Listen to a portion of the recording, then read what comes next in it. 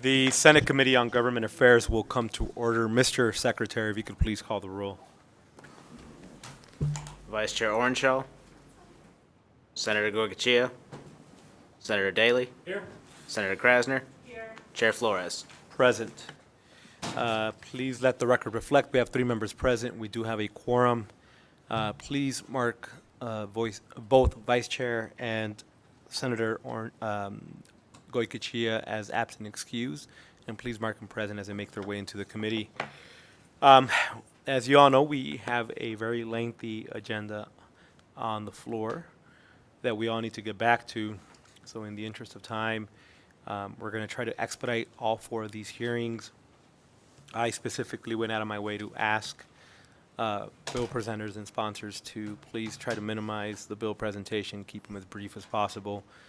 And particularly those where there's a lot of enthusiasm and support, but no opposition, if we could keep those bills specifically to a quick, I agree with that, I like it, put your name on the record and walk away.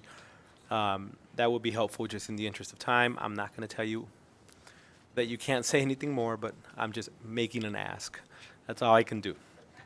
We're going to take the agenda in the order it appears, starting with Assembly Bill 18. I do want to remind everybody to please silence your cell phones, remind folk that everything that we are conversing about, we are following on our laptops. Please don't take it as a sign of disrespect if our eyes are glued to the laptop versus a presentation. And also, just please state your name for the record after each question. I want to remind you to please press your speak button. And we're going to limit those wishing to testify in support, opposition, or neutral to 2 minutes.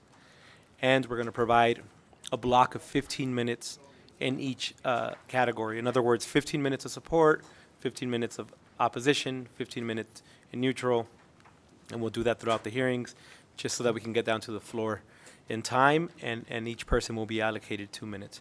With that, we have our presenters. Please welcome.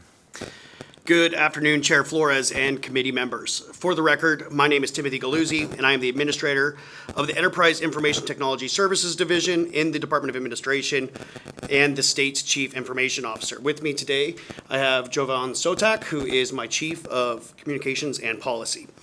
I'm here today to introduce Assembly Bill 18, which proposes minor changes to NRS 242 to bring language current.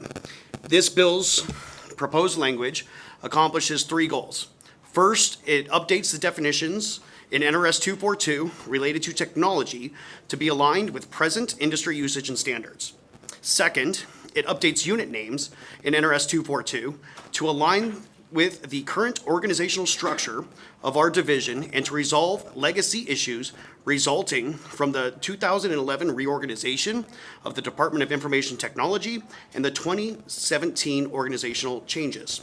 Third, it updates impacted definitions in NRS 233F with conforming language. Thank you for your time and the opportunity to introduce this housekeeping bill.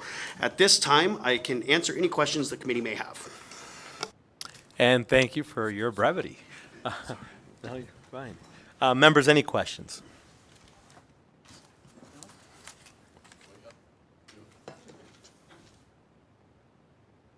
I think we are good for now.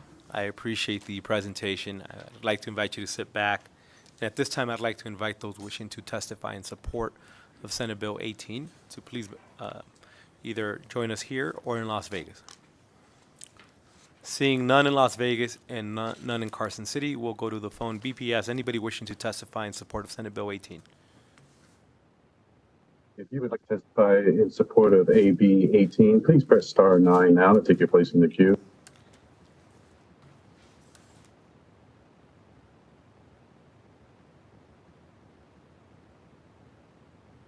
The public line is open and working. There are no callers at this time. Thank you. And at this time, I'd like to invite those wishing to testify in opposition to Senate Bill 18. BPS will start on the phone. If you would like to testify in opposition to AB 18, please press star 9 now to take your place in the queue.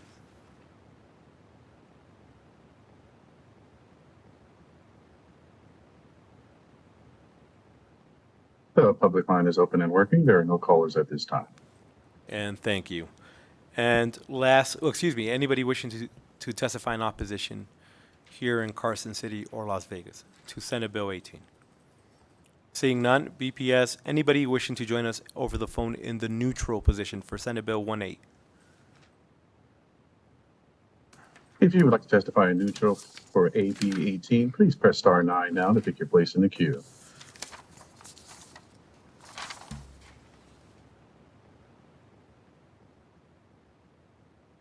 The public line is open and working. There are no callers at this time. Any closing remarks we may have?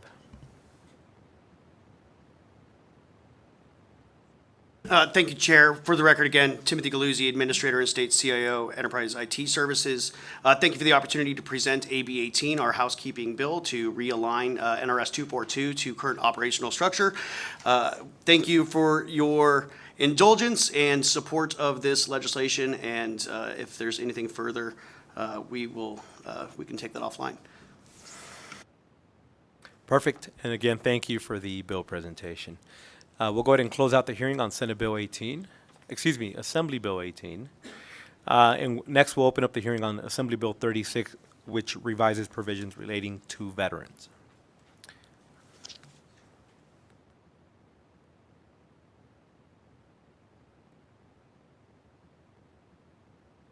Good afternoon, Chair Flores. Fred Waggard, Director of Nevada Department of Veteran Services. And this presentation is on the Assembly Bill 36, a department bill approved by the Governor's office. I'll try to make these brief. We only have 5 sections and it's short. So I appreciate your indulgence and thank the committee. The ICVA is requesting 3 additional members to be added to the council. That's the Attorney General, Superintendent of Public Instruction, and the Governor's Office for Workforce Innovation, because all 3 of these have to do with military, veterans, and/or dependents. The next one is the ICVA is requesting 2 data points submitted to the ICVA to change under NRS 417. ICVA requests that the reporting of veteran service officers be those who are simply employed by the state. The data is tracked on a monthly basis by NDVS. VSOs coming from state employment vary in their outside of state employment, vary in their reporting, and not all organizations are forthcoming with changes in the employment of their VSOs. So we're asking for state employed VSOs only.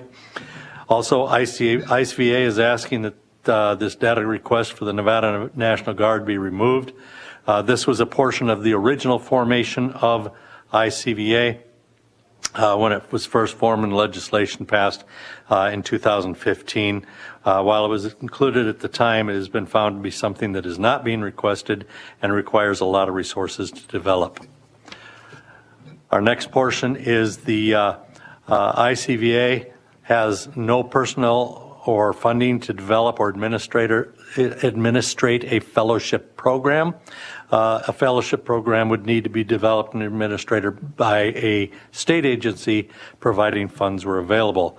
I did review the 2015 legislative session with that committee at the time, and on the bill it actually states that it contains an unfunded mandate. There's no funds to run a fellowship program with a group of folks from different agencies on the ICVA. The next one is simply changing the reporting requirements from calendar to fiscal year to coincide with other state agencies. And the last portion is the has to do with our Women Veterans Advisory Committee. Under Section 5(1)(c), the language regarding who to inform of the role that women play in the armed forces is better defined by using the term community rather than pupils, business leaders, and educators, so it broadens the scope. 5(1)(e) may be removed as it is already in statute that the WVAC, the Women Veterans Advisory Committee, will submit on or before February 15th on each even-numbered year, in other words, biannually instead of annually. And the last one has the 2 calendar years instead of the 1 calendar year. I know I ran through that as quickly as possible because I know you have a hearings to get back to, but I'd be happy to answer any questions at this time.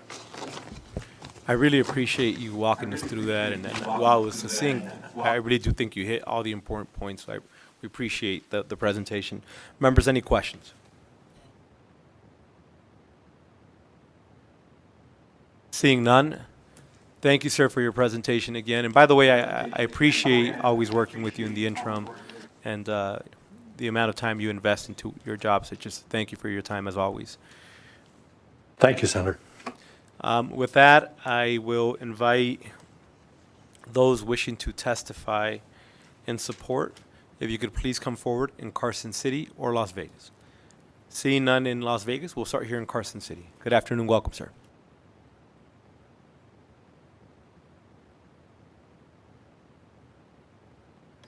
Chair and committee members, for the record, my name is Andrew Lee Pilbit. I am the state chairman of the United Veterans Legislative Council. I represent 279,000 veterans in our state, and when you include their families, that's over 500,000 Nevadans. That's their immediate family, not extended. That's over 500,000 Nevadans, or about 16% of our population. We're in support of AB 36. We actually believe it's a good cleanup, and it expands the ICVA's membership, so better coverage, adding the Attorney General and the Superintendent of Education for our state. Those are good improvements to the current statute, and we support AB 36. Thank you. And thank you for joining us. Is there anybody else wishing to testify in support of Assembly Bill 36? Seeing none in Carson City or Las Vegas, we'll go to the phone. BPS, anybody on the phone in support? The public line is open and working. There are no callers at this time. Thank you. We'll stay on the phone. Anybody wishing to testify in opposition to Senate Bill 36? Excuse me, Assembly Bill 36.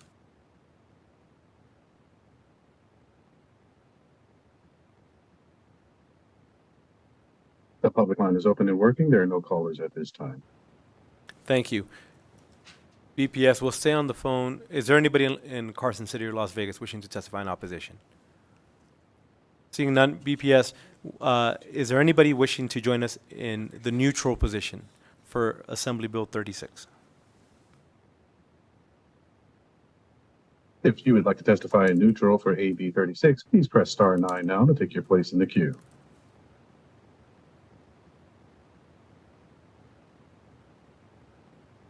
The public line is open and working. There are no callers at this time. And with that, we will invite those wishing to testify in the neutral position, Carson City or Las Vegas. Seeing none, at this time, any closing remarks we may have.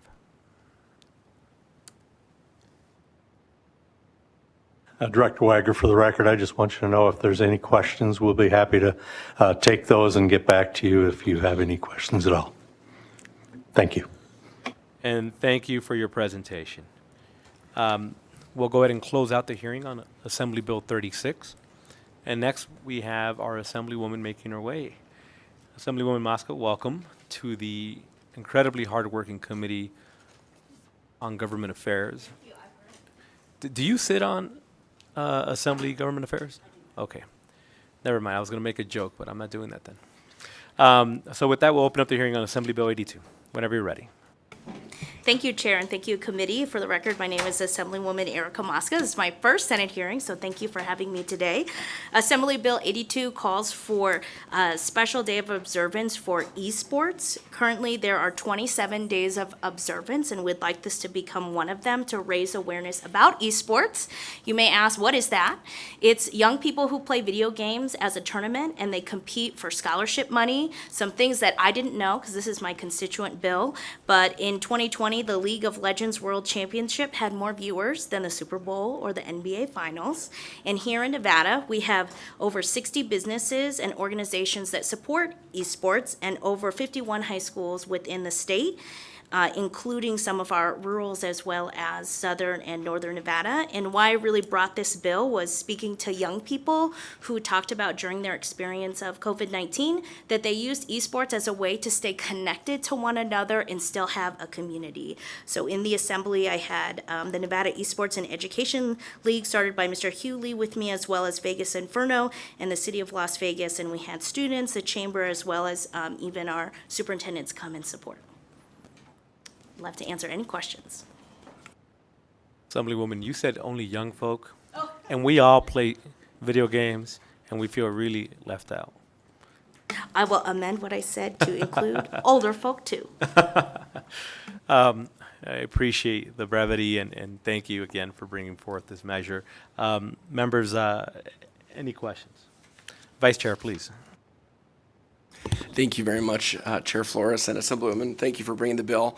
I think when Chair talked about us all playing video games, my video games were Space Invaders, Pac-Man, and Frogger, so probably not the kind of video games they play here, but I really like the bill, and I just wonder if this passes and the governor does proclaim the last Saturday in October to be World Esports Day here in Nevada, do you think that will help attract more tourism, more people who are either like to play the esports or watch the esports coming to Nevada if this happens? Erica Mosca for the record. Thank you so much, Senator, for that. Great question. I really do think it will, because a lot of people don't even know what esports is. So if we have that day, we can drive dollars here to our community. It's so interesting. The current market is valued at $1.3 billion. Top players have won over $7 million, and the top team over $40 million. With our HyperX Arena in Las Vegas has over 148,000 users. So I think it will really drive also Nevada to be a place for these gamers to come. That's really exciting. Thank you, Assemblywoman. Thank you, Chair. Members, any additional questions? Seeing none, Assemblywoman, thank you for your presentation. We'll invite you to sit back, and we'll invite those wishing to testify in support of Assembly Bill 82. Welcome. Good afternoon, committee. Sheila Bray for the record, spelled Sheila Bray with the University of Nevada, Reno. We'd like to support AB 82. We think it's a great bill for an ongoing and growing program, and something our students are particularly interested in. So I'd like to support that. Thank you. And thank you for joining us. Please. Good afternoon, Mr. Chair and members of the committee. For the record, my name is Mary Przenski, here representing Nevada Association of School Superintendents, and we're in support of the bill. Thank you. And thank you for joining us. Please. Good afternoon, Chair Flores and members of the committee. My name is Nick Schneider, representing the Vegas Chamber. We'd like to quickly thank Assemblywoman Mosca for bringing this bill forward. We're in support of AB 82 as esports is an important and emerging market, and with recent local investment on the Strip and in Las Vegas as a whole, we believe this bill and the adoption of World Esports Day is an opportunity to diversify the tourism sector in Southern Nevada. Where's your support? Thank you. And thank you for joining us. Please, welcome. Hello, my name is Juliana Garcia, Garcia, from University of Nevada, Reno. I'm in full support for this bill. Thank you. And thank you for joining us. Hello, Chair and Committee. My name is Mariness, Mariness, Solis, Solis, and I'm a student at UNAR that is in support of Bill AB 82. And thank you for joining us. Anybody else wishing to testify in support? Seeing none in Carson City or Las Vegas, BPS will go to the phone line. Support for Assembly Bill 82. The public line is open and working. There are no callers at this time. Thank you. Next, we'll go to those wishing to testify in opposition to Senate Bill 82. Seeing none in Carson City or Las Vegas, BPS, anybody on the phone? The public line is open and working. There are no callers at this time. And lastly, BPS, we'll start with you. Is there anybody wishing to testify in the neutral position for Assembly Bill 82? If you would like to testify in neutral for AB 82, please press star 9 now to take your place in the queue.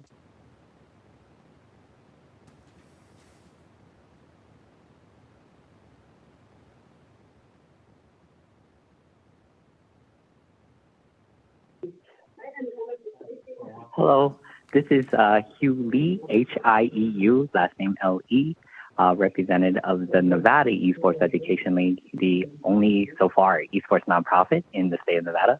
We just wanted to testify in neutral, so too bad we can support or oppose the bill, which either way, we just want to say we support esports in general, and we're very proud for everything that we've done so far. All right, that's it.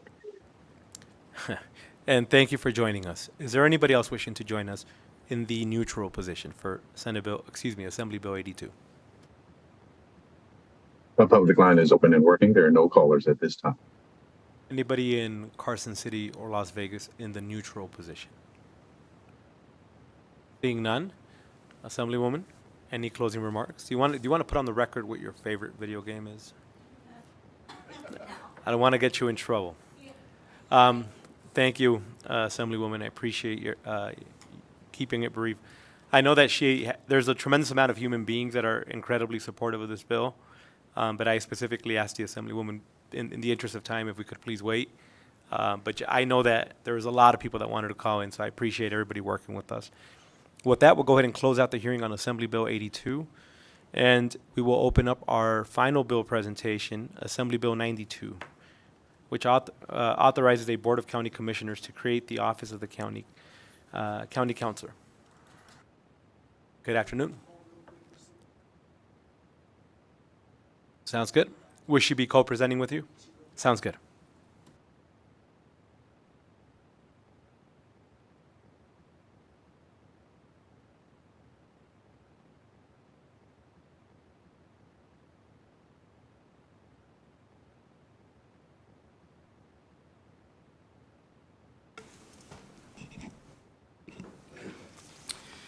Thank you, Chair Flores and committee members. My name is Dr. Gregory Koenig, representing Assembly District 38, which includes all of Churchill, most of Lyon, all of Mineral, all of Esmeralda, and a big chunk of Nye. So I represent the rural of the rurals. Pleased to come before you this afternoon to present Assembly Bill 92, which authorizes the Board of County Commissioners to create the Office of County Counsel. Prior to being elected to serve in the Nevada Assembly, I served on both the Churchill County School Board and the Churchill County Board of Commissioners. I want to acknowledge that this is not the first time this proposal has been brought forward, but in slightly different iterations. The Assembly Committee on Government Affairs introduced the bill in 2019, sponsored by Jason Frierson, AB 539. The bill was introduced very late. To be exact, it was introduced on the 108th day of a 120-day session. The bill died in the Assembly. Then again in 2021, then Assemblywoman Rochelle Wynn requested AB 147 and introduced the bill on February 18th, 2021. While the bill passed in the Assembly, it died in the Senate Committee on Government Affairs, so we're hoping that the third time is a charm. At this point, I would like to turn the time over to Senator Wynn to go over the bill. Thank you, Chair, and thank you, members of the Senate Government Affairs Committee. I know it is one of our hardest working committees here on the Senate side. My name is Rochelle Wynn. I represent Senate District 3, and I will be presenting Assembly Bill 92 along with Assemblyman Koenig. For some background, I'll give you some information on how the County Council works in Clark County, and I'm assuming around across the state and other counties. The County Council for the Board of County Commissioners, the county manager, and all the officers of the county is currently pursuant to NRS Chapter 252 under the direction of the Office of the District Attorney. In Clark County, and I will kind of reference Clark County because that is the county that I'm most familiar with, the Offices of the District Attorney is an elected office. The Office of the District Attorney is also a department for the county. The District Attorney, through County Council, is the legal advisor for all Board of County Commissioners, the county manager, and all county departments, and is responsible for defending them in all civil actions against the county, its officers, boards, commissions, and employees. We're kind of like in a unique experience right here because the perspective that brought this bill by then Speaker Frierson and then myself and now Assemblyman Koenig kind of put us in different avenues, and we've all had different aspects and different experiences with why this bill is needed. I know that we have another former county commissioner that can probably speak to his experience as well, dealing with a conflicted county council office. And I know we heard from Assemblyman Koenig. He also had a prior stint as a county commissioner as well.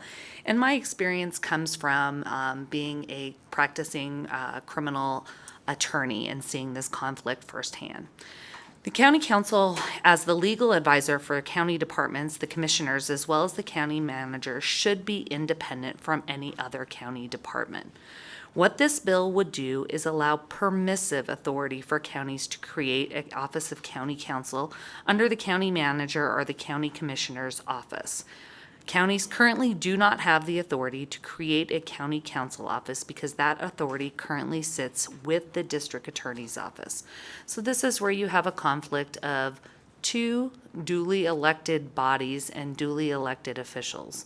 So you have an elected district attorney that is advising a elected board of county commissioners, and that is where their legal counsel is coming from.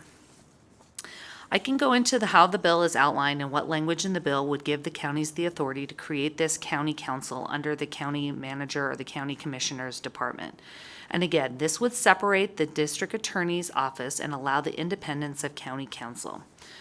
It's my understanding that in Clark County, at least the county that I reside in, that I have the most familiarity with, that the district attorney and the county manager's office, as well as the commissioners, currently have a great working relationship. I will note that in the prior two sessions, and I know our chair in this committee is familiar with, because this is his third time now hearing this bill, in previous sessions and previous presentations of this bill, the first time in 2019, Yolanda King, who was the county manager for Clark, actually presented the bill. And in the last legislative session, when I brought this, NACO came in and actually supported the bill as well. Things have changed, obviously, throughout this, and so we don't have all of those individuals in here, but it doesn't mean that the policy still isn't good. Section 5 of this bill authorizes the Board of County Commissioners to create this Office of County Council, and again, that is just enabling language. It authorizes the Board of County Commissioners to appoint county council. It also sets forth the qualifications for that appointment of county council, which are actually very similar to the qualifications that are required for a candidate of the office of the district attorney's office. Existing law requires the district attorney to perform certain legal duties for the county, including providing legal opinions to the Board of County Commissioners and county townships, as well as the district offices. I think it's important to note this. A lot of times people will say, will this create like counties like a bigger expense? Will they have to hire more attorneys? Those attorneys are currently paid, like the civil division of the civil DA's office, which are acting as county counsel now, are currently paid for by the Clark County commissioners in Clark County and county commissioners throughout the state. So, and again, I want to reiterate that this is enabling language, that if they choose to do this, they can do this if they want to avoid that conflict. It also requires the Board of County Commissioners to create an Office of County Council that requires the county council to perform all those duties that I mentioned above. And it requires the Board of County Commissioners to require counsel to represent the county in certain civil matters related to abuse and neglect of a child. That is where my experience kind of comes into play on this. Is my experience differs from that of former county commissioners that have supported this bill. Is currently the district attorney's office through their office, that elected official, currently represents the agency that is usually tasked with reunifying or coming up with plans to reunify children in those like type of situations. But it also is the same office that will go in and prosecute those same parents and argue against the recommendations that they made in a separate court. So they will often, the district attorney's office, and it is not the same district attorney, but it is under that same legal office. So when we talk about the district attorney's office, it's like one giant law firm. They are the same law firm that will go in and argue for reunification with children and parents in these neglect situations. But then if there is a corresponding criminal case, that same law firm will go in and argue that there should be no reunification and they should not do that, and that the parents should be separated and there should be other penalties or circumstances. And so that's where I see this conflict take place. I know that there was a recommended amendment from SEIU. I haven't had the opportunity to fully look at that. It looks like it removes a section of the bill that relates to this very conflict that I'm discussing right now with that chapter of the statute, and I think it is I know they will be able to talk to it. It is 432B of the NRS, and we are continuing to have conversations on how we can, avoid that conflict that was laid out in 2019 by then Speaker Frierson, myself last session, and in 2021, and again today with Assemblyman Koenig. And we will answer any questions you might have. Can I have one quick, Greg Koenig for the record, one quick point of clarification. Really, the only difference that I made from Senator Wynn's bill was I'm putting upon the county commissioners to create and appoint the county council. Previously, it was up to the county manager. So I switched it from the county manager to the county commissioners, which was one point that is always brought up is we have two different elected bodies, so now we have an elected body that is actually appointing the county council instead of a county manager. And Rochelle Wynn, that was my intent too, so that clarification in Assemblyman Koenig's bill is actually a better statement of what we intended. And thank you for that presentation and walking us through it. Members, any questions? Senator Goycochea, please. Thank you, Mr. Chair, and I'll be as brief as I can. You're right, I did serve on a Board of County Commissioners for some time, and I have to admit we did have conflicts with some of the DAs. We had, I think I served with 4 DAs in that 16-year time frame, so I know where you're coming from.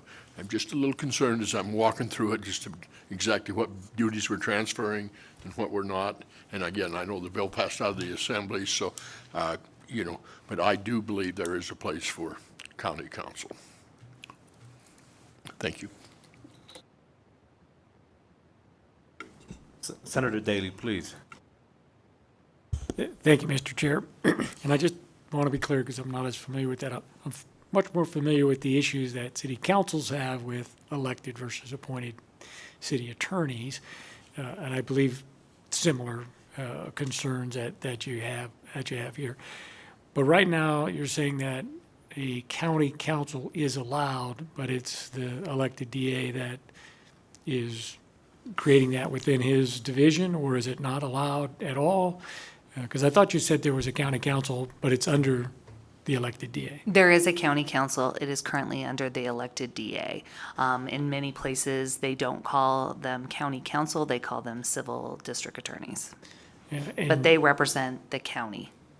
And so you're saying that there's concerns over the firewall between that person being able to be independent, not be under the thumb, and actually do his job and just represent the county commission without interference from the DA. Greg Koenig for the record. And yes, so in the Assembly hearing, when I was county commissioner, we had a totally fine relationship with the district attorney.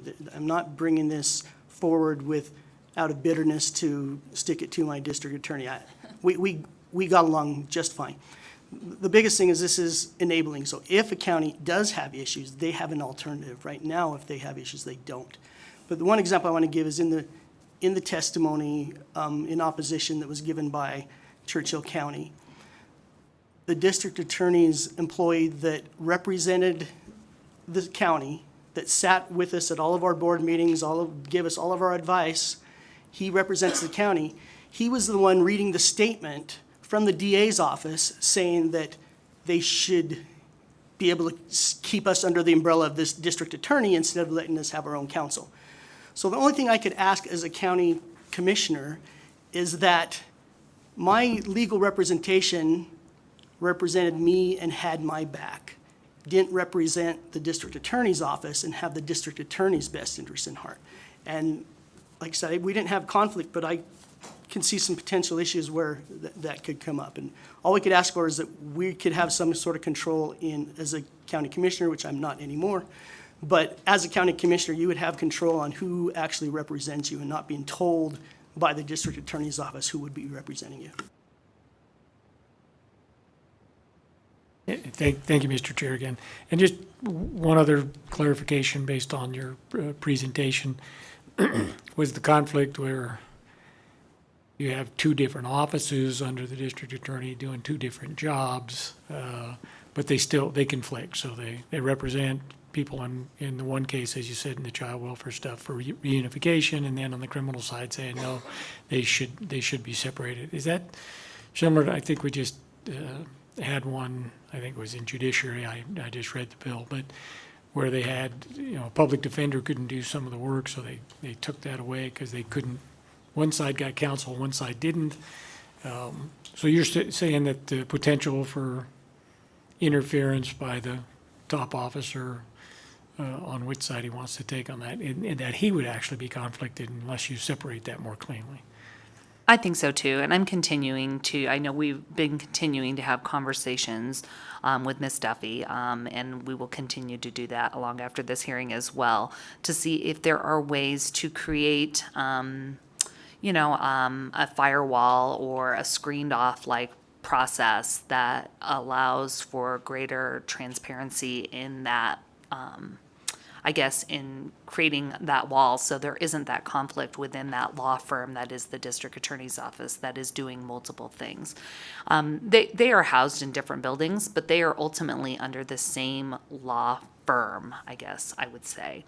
And to another example of that conflict, Assemblyman Koenig had told me a situation, and I believe that was still in his county, where the district attorney acting as county counsel was a part of the hiring of the public defender in that, in that county, and he can maybe speak more to that as well. Does that answer your question, Senator Daley? Yes, it does. And it occurs to me while you were talking that similar to what the Consumer Advocate's Office technically is under the Attorney General's office, but the way it's written and the way it's set up, he's much more independent. It's firewalled off a little bit. So technically it's within that office, but they operate almost independently from that for not having political pressures and those types of things put on. I was just curious about that. Only other suggestion is you should clarify that this county council, if you have one, has to live in the county, can only work for one county, can't be appointed by more than one, especially when you talk about the rural counties. So anyway, that was my comments. Thank you, Assemblywoman and Senator, for bringing this bill. And it's refreshing to see a bill that's got bipartisan support and urban and rural. But one question I have is, let's say this passes and you have, one of our 17 counties has a county council that gives the Board of County Commissioners their opinion about, let's say, an issue of the interplay of county and federal law, and they tell the county commissioners, this action you'd like to take, I believe, is 100% legal, go for it. And the elected district attorney in that same county disagrees with the county council and says, no, I think this violates supremacy clause or some federal statute. Would you see the county commissioners then following the county council's advice or trying to get a third opinion? Or I'm just wondering what you would see happening in that situation if maybe the elected district attorney felt strongly in the issue and said that this was illegal, what the Board of County Commissioners was going to do on the advice of county council. Greg Koenig for the record. I think one of the points that's brought up a lot is the checks and balance system. And I think the check is that if the county does something illegal, that the district attorney would be able to prosecute them or tell them. So the other argument you always hear is if you hire a county council, they're only going to do what they think you want them to hear. I mean, they're going to tell you what you want to hear. I'm an optometrist. I take a form of a Hippocratic oath. I'm pretty sure attorneys do the same, and they're going to give what they feel is the best. But the quickest way for a county council to lose his job is to give a couple of bad advices to that county. Then he's going to be out of a job. He's not going to tell you just what you want to hear if it's bad legal advice, because that's what you want to hear. My example is I served on the school board, and we had our own attorney that we hired, and she would tell us a lot of times what we didn't want to hear. I mean, my experience was completely opposite, that she definitely did not say what she thought we wanted to hear. She would give us sound legal advice against what we wanted sometimes. And the county commission is going to have to decide, and that's going to be their decision on, do we listen to our own county council, or if they were smart and the district attorney is saying this is completely illegal, I would think they would look to a third opinion. But that's ultimately up to them to make that decision. And if they're wrong and they do something totally illegal, then the checks and balances as the district attorney can straighten them out. Thank you, Assemblywoman. Thank you, Senator. Thank you, Chair. And Rochelle Wynn, if I can just respond as well, you will hear in the opposition, that was like a resounding opposition argument in all three hearings, is that somehow the district attorneys were in a unique legaling-like position where county commissioners apparently were unable to take bad advice or take bad news and would somehow only fire county council as opposed to, and they can't under the current system because it's a district attorney's office. And so they were in a unique position to be able to present advice to county commissioners, even if they didn't want to hear it. But I think as a lawyer, and I know there are several lawyers obviously on this committee, we have a duty to present whatever is lawful. And if we are giving bad advice, we have our own code of ethics. We have the state bar. We have other avenues where we wouldn't give people advice just because they are your boss. And so I think the argument is honestly could be flipped under the current situation where if the district attorney gave advice to the district attorney's civil division gave advice to their elected DA that was contrary, and he didn't want to follow that or she didn't want to follow that, what would say that they wouldn't get fired for that same reason, so. Thank you, Senator. Thank you, Chair. Members, any additional questions? Seeing none, I'd like to invite both of you to sit back.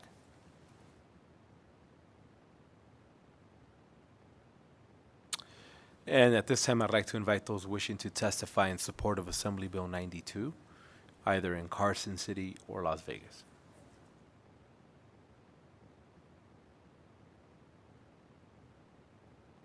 Seeing none, BPS, anybody on the phone wishing to join us in support of Assembly Bill 92? The public line is open and working. There are no callers at this time.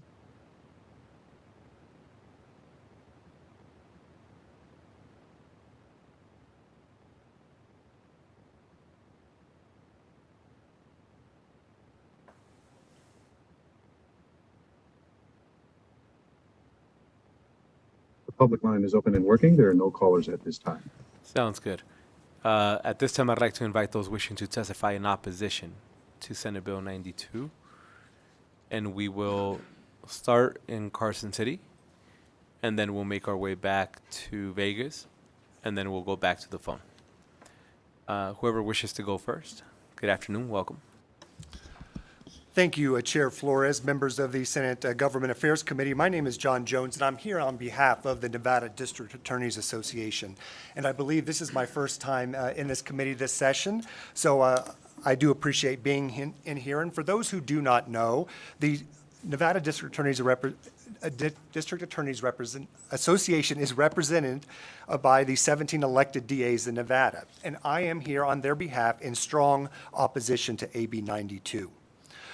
I want to start off by saying that public boards and agencies are different. Their duty is to the citizens of the county that they serve. We strongly believe that making civil attorneys providing legal advice to these public and board and agencies answerable to a separately elected official gives these attorneys an important measure of impartiality to ensure that the legal advice is in the best interest of the public. I'll note that some statements were made in opposition, but I want to point out that we do not represent individual commissioners. Our job is not to have the back of any one commissioner. Our job is to represent the board as a whole and to provide legal advice to that board. And I think and having my back statement does, I think, draw attention to whether or not a board feels the county council has their back. But that should not be the standard. The standard is whether or not they're providing legal advice that is in the best interest of the public. We believe that the current representation model best leads to that outcome. This objectivity and independence, free from the threat of reprisal, ensures that the advice is in the best interest of the county and its residents. And the model that we have now at the county level is similar to the model that you guys use at the state level, where the AG, a separately elected official, provides legal advice and representation to the other agencies of the executive branch. It's no different. And we did hit the 2-minute mark. However, we do have a question for you. We'll start off with Senator Krasner. Thank you, Chair. Oops. Thank you, Chair. Now what? I'm going to use. Thank you, Chair. Thank you, Mr. Jones. Assistant District Attorney Jones. So, what you're saying about this, no legal counsel should have a county commissioner's back. What you're saying is that if the county commissioners appoint this county council, you think that the county council will be beholden to the county commissioners that appointed him or her. Is that correct? John Jones, on behalf of the Nevada District Attorneys Association, I think that's a great distillation of my remarks, yes. Thank you. Senator Daley, please. Thank you, Mr. Chair. And I know we heard that Clark County at least can already, under the district attorney, have a county council. Is that true for all of the counties or just some, or does Clark have a different process? So I didn't know if it was applied to everybody. John Jones, on behalf of the Nevada District Attorneys Association. Yes, in Clark, we do have a county council, an official county council, and that person reports directly to the district attorney. However, in Nevada, we have DAs that literally the DA is the only DA in the office. And so that DA would act as both the criminal DA and the de facto county council. And then in those counties, and I understand we have a lot of smaller counties and various things, would the county commission, if they wanted to seek a second opinion, can they go outside and get another counsel? Because I know that's the experience I had, City of Sparks, where I recall anyway, I didn't actually have it, City of Sparks, where Sparks wanted to get a second opinion, and the city attorney actually argued against them and said, you can't, I'm the only guy, and if you want another opinion, I just gave it to you, right? We changed the charter, they can get second opinion, okay. And I just was curious how some of that worked, and I understand the smaller counties have different dynamics. John Jones, on behalf of the Nevada District Attorneys Association. I'm going to, if I can, phone a friend here. I've got Nate Edwards with me. He is the Assistant District Attorney in the Washoe County DA's office, so he acts as the county counsel for Washoe County. So I'm going to pass that question off to him if I can, Senator. Thank you, Senator. Nathan Edwards, Washoe County District Attorney's Office, Assistant District Attorney there. I am the head of the Civil Division at the DA's office there, and so what we do is what would be the equivalent of county counsel, I guess, but within the District Attorney's office there. To answer your question, I think the statutes don't necessarily answer that directly, and so there is a little bit of gray area there. I can tell you how we handle those kind of situations. We work collaboratively with our elected officials that where if they feel like, for example, there's a particular area that they think they need some sort of special expertise on or something like that, and they think maybe it's not in the zone of what we do on a regular basis, for example, we, in those situations, have stood aside and said, yes, go ahead, hire somebody else to come in and handle the representation in that scenario. We have somebody that does workers' comp for the county, for example, a law firm that does workers' comp. We recently had that scenario come up in the context of some federal contracting on some grant funding and those types of things. So our approach to it is collaborative. The statutes say the district attorney shall issue their opinion to the departments and those types of things. It doesn't necessarily go the next step and say that those departments can't also ask a second attorney if they want, but the DA is charged with giving opinions in those situations. So that's the way we handle that kind of scenario. And then So it's a gray area at this point? It is. I would call it a outside gray- counsel and stuff. Okay, thank you. Yes. And John Jones on behalf of the Nevada District Attorneys Association, and I think we would be open to providing clarity on that issue, Senator. I don't think that we would find, and you would find any objection from us on clarifying that issue. And I do want to point out that there is an AG opinion as well that states that if there is a conflict between the board and the county council, that a board can seek outside counsel on that issue. So we do have provisions currently when there is a conflict between the board and the county council to seek outside advice. Senator Goycochea, please. Thank you, and I think we got pretty much where I wanted to be. It was my understanding, again, as a Board of County Commissioners, you can go to the DA and ask him to go to outside counsel, and typically that does happen. Again, I think just what you're saying, the same thing. If you've got a problem, then you can seek outside counsel. Typically, you would have the blessing of the DA to do that, or the DA's office, and it does happen that way. So, again, I'm trying to figure out how we get to where we need to be, make sure that, because there are scenarios where you've got a bad DA and you are a Board of County Commissioners and it doesn't work. And then I'm trying to figure out somewhere in this legislation how we make that, how we can do this transition. And John Jones on behalf of the Nevada District Attorneys Association, and I understand exactly where you're coming from, Senator Goycochea, and I appreciate that. We just don't want to throw out the baby with the bathwater. We think we've got a really good representation model in Nevada currently, and I think we'd be willing to work with any party on maybe fixing some of the issues that we have seen, especially in rural Nevada. But again, we don't want to throw out the whole scheme because we do think it is the best model. Thank you. Thank you, Mr. Chair, and look forward to working with you.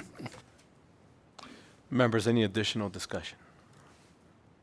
Seeing none. Next speaker in opposition, please. Good afternoon, Chair Flores and members of the Government Affairs Committee. I am Bridget Duffy. I'm the Assistant District Attorney in Clark County over the Juvenile Division. So my testimony is really just going to focus on those sections of the bill that address the NRS 432B cases or those within child welfare. And I basically have 2 minutes right now to try to convince you to save my position for the DA's office in Clark County, and here's why. In history, in 2012, DA Wolfson took office as an appointment from the Clark County Commission.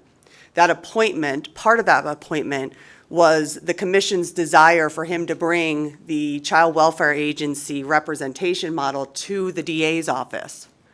That's when he hired me to come in and lead a team to representing his current deputy DAs to shift from a public representation model to an agency representation model.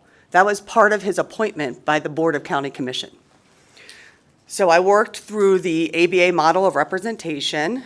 It was a desire of department management, county management, community partners to create this model, and that is what I did. And now I lead a team of 21 attorneys who represent the agency under the district attorney's office.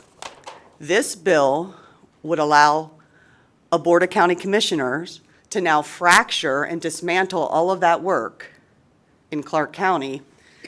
And by that method, they would then fracture my position because I not only have child welfare, I also have juvenile delinquency.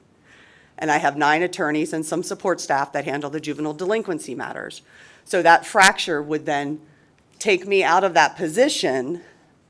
And I know several of you, Senator Flores, Senator Orenshaw, Senator Krasner, know the work I've done to bring reform into that juvenile delinquency area. So now you've fractured that division. I also want to talk about what happens now with regard to the juvenile division and the criminal division. 2 separate case management systems. I have no case management system. I cannot look up a criminal case from what goes on in the building 5 miles down the street from me. We have a Unity system, which is the Department of Family Services, and a Family Track system, which is juvenile delinquency. The criminal division has no access to either one of those case management systems.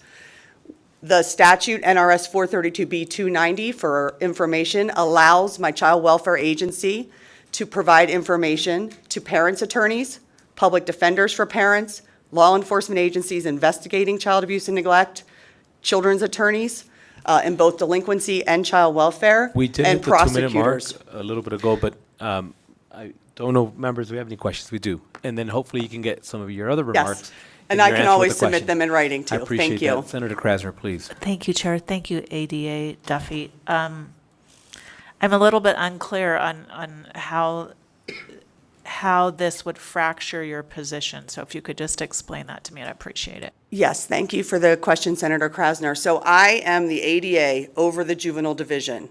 I have juvenile delinquency and I have child welfare. I have 30 DAs, chief DAs and deputy DAs that report up to me. 9 of them handle juvenile delinquency. This bill would leave that team within the DA's office. It would take my child welfare team, which is 21 attorneys and support staff, and place it hopefully in a county council model. Now, I can't say they'd have jobs because I don't know if they'd have to apply for their jobs. I don't know if they'd lose their jobs, but like that, so 2 different. So half of my division would go to, well, 75% of my division would go county council, and 25% of my division would stay under the DA's office, and I assume under a criminal ADA at that point. So then I would have to choose. I found this on the web. Whoops, sorry, Siri.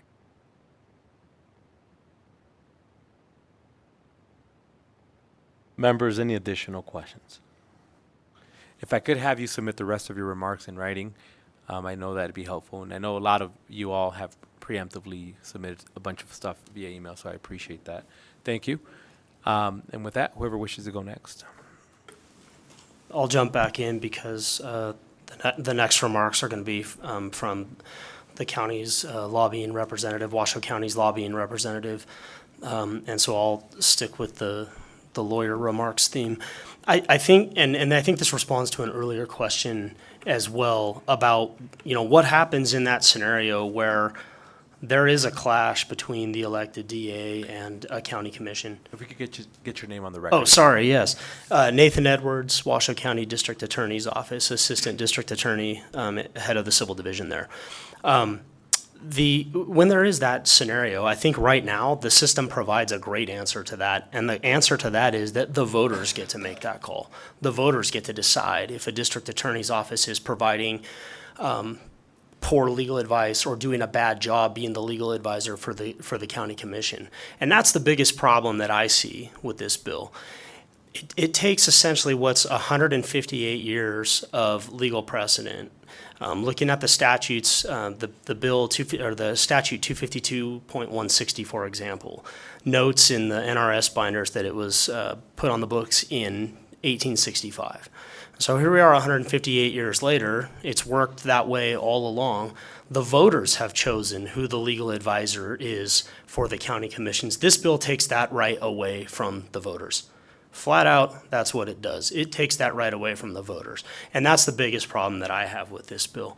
I think the voters should be able to say if they have a problem with the way legal advice is being handled for the county commissions. And I want to make one other point on that. It's not just the county commission that we provide advice to under 252.160, that statute and other statutes like it. We give advice to all the elected officials in Washoe County. There are 12 of them total. 5 of them are on the county commission. There are 7 others, such as the sheriff, that are not on the county commission, who would have no say in who their county council would be. That would be in the hands of the county commission. So it's too broad in that respect as well. I want to finish with this. We treat conflicts very seriously in our office. Since the time I've been the assistant DA, we've implemented a formal conflict analysis and resolution panel in our office. We have conflicted off of 3 different matters as an office in the last 8 days alone that I can think of off the top of my head sitting here right now. 1 of them civil, 2 of them criminal. We enjoy the fact that we have some of that insulation of our boss being elected, because when clients get the news that you're going to conflict off, they're typically not happy. That's not a fun conversation. I think the pressure comes off our backs to be able to act more freely with resolving conflicts than it would under a county council situation where they have to answer to that county commission. If they're not happy with them, well, they're free to get rid of them. So, thank you. Oh, I have one more question. Can I have this water? That is yours. Thank you. Please. Good afternoon, Mr. Chair, members of the committee. For the record, Cadence Matievich, representing Washoe County. I won't belabor the issues or the points that have been brought up before me, but I am here with an official policy position from the Washoe County Board of County Commissioners, which they adopted at their March 28th meeting. And there was a lot of discussion there that carried on the points here, and you heard a little bit from Mr. Edwards. Really, the thing that they spoke a lot about in deliberating on a position on this is the accountability piece, and that this would remove the right of the voters to select the legal representation that's providing legal advice to the governing body of the county. You hear us talk a lot about local control and local flexibility, and at the end of the day, the vote of the people is the ultimate in local control, and so we are opposed to this bill. Thank you. And thank you for joining us. Please. Good afternoon, Chair Flores and committee members. For the record, my name is Steve Walker. I'm representing Lyon County. The Lyon County Board of County Commissioners voted unanimously to oppose AB 92. Thank you. And thank you for joining us.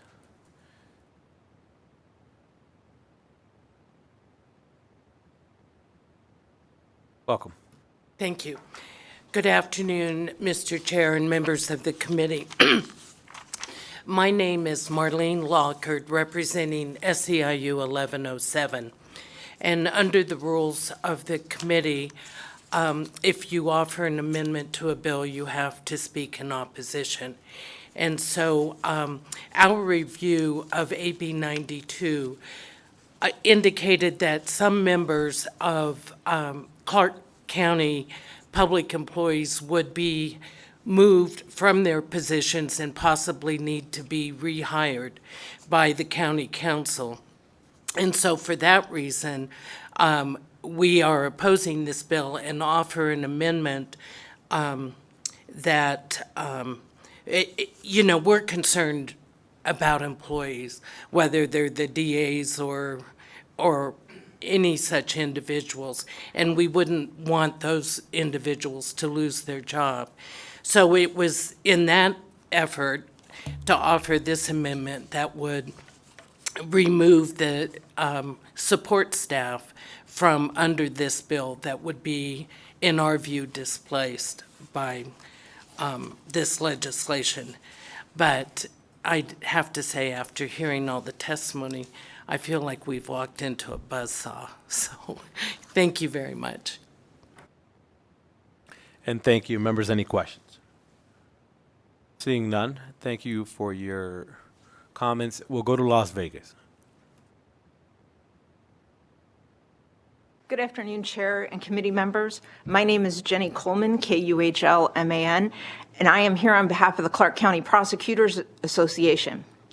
Today on Labor Lobby Day, our union is here to strongly oppose this bill as it's an anti-labor bill. There are 3 unions in Clark County that have members who will be stripped of their union representation if this bill is enacted. These members work in the juvenile division of the district attorney's office and serve to protect the abused and neglected children of our community. I occupy one of the 21 positions Ms. Duffy spoke of in the juvenile division that will be deunionized. Additionally, we have 16 SEIU support staff positions and 1 investigator position for the Investigators Association that will be involuntarily removed from their respective unions. No members should be deunionized without their vote. The effects of this bill will cut the size of our union yet a second time. In 2011, this body passed SB 98, which deunionized the DA's civil division attorneys as well as their support staff. Smaller membership reduces our negotiating power within the county. When stripped of union membership, the county can unilaterally change our pay and our benefits. As a child welfare prosecutor for nearly 16 years in Clark County, I can unequivocally state that operationally this bill is not feasible and it will result in negative impacts to the children we strive to protect. Concerns have been raised regarding perceived conflicts within the DA's office, which are unfounded. I'm happy to provide specifics on these issues during questioning as I'm time limited. I'd like to also address prior testimony in the Assembly where it was stated that we would be similar to surrounding states in Colorado, Washington, Oregon, or California. However, research has shown that California is the only state where county council actually handles child welfare cases. In the other 3 states, a district attorney or attorney general prosecutes these cases for the agency, which is in line with the other 33 states across the country, which includes Nevada. Passage of this bill will put Nevada in the minority across the country. In conclusion, we respectfully urge this committee to support our union and vote no on this bill as it's anti-labor. Thank you. And thank you. Members, any questions? Seeing none, thank you for joining us. And if there's anything else you wanted to share with the committee, please make sure you submit that in writing and it'll get shared with all the committee members. Anybody else in Las Vegas wishing to join us in opposition for Assembly Bill 92? Seeing none, BPS, do we have anybody on the phone? Opposition for Assembly Bill 92? The public line is open and working. There are no callers at this time. And lastly, we'll invite those wishing to testify in the neutral position for Assembly Bill 92, Carson City or Las Vegas. Seeing none, BPS, do we have anybody wishing to join us on the phone in the neutral position? The public line is open and working. There are no callers at this time. Thank you. And with that, any closing remarks we may have?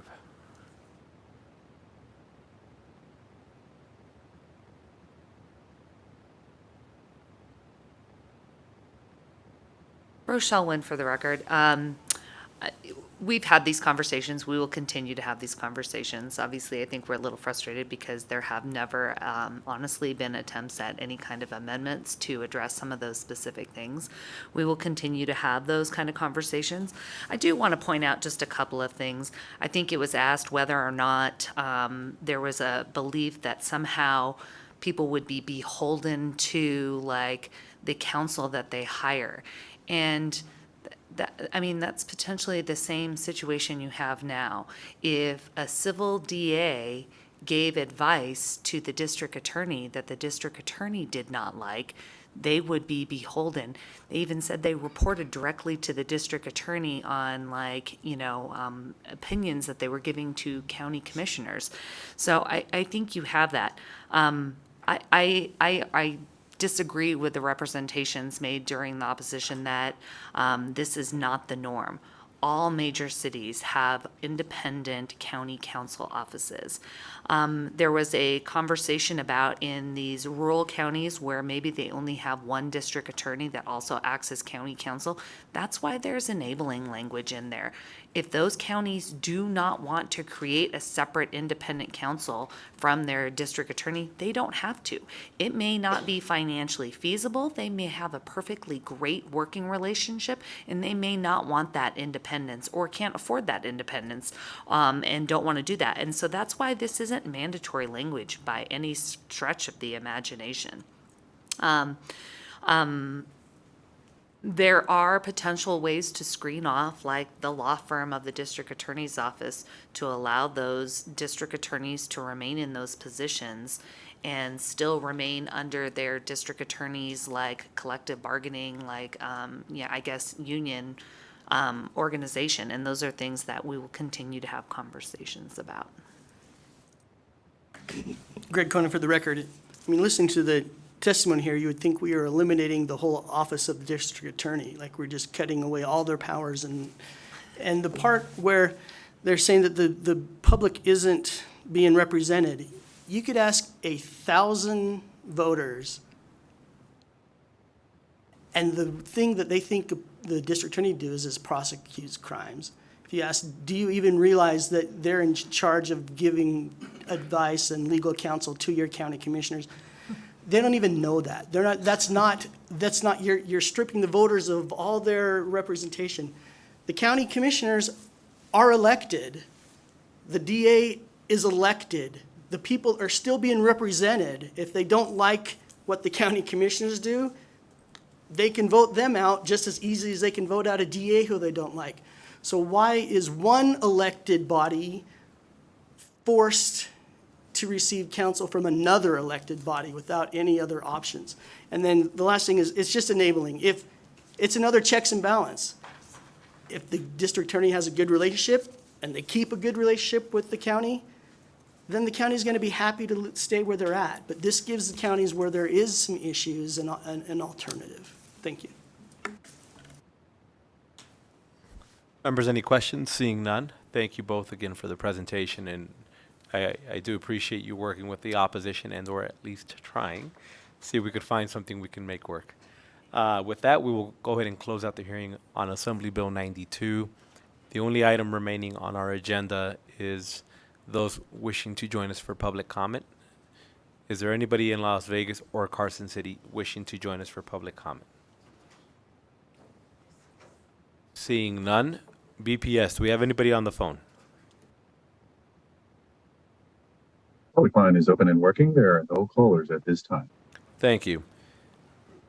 So just so we can have some direction for what we intend to do for the remainder of the week and then the beginning of next week. We won't be meeting on Friday, and we won't be meeting on Monday, so that we can allow all of our time to be occupied on the floor. We have a lot of bills that we still need to read amendments on, and that should be our priority. Once that deadline hits Tuesday, the intent is for us to meet next week on Wednesday. We may change the meeting hour on Wednesday of next week. Just make sure that you're paying attention to the agenda. And with that, I appreciate everybody. This meeting's adjourned.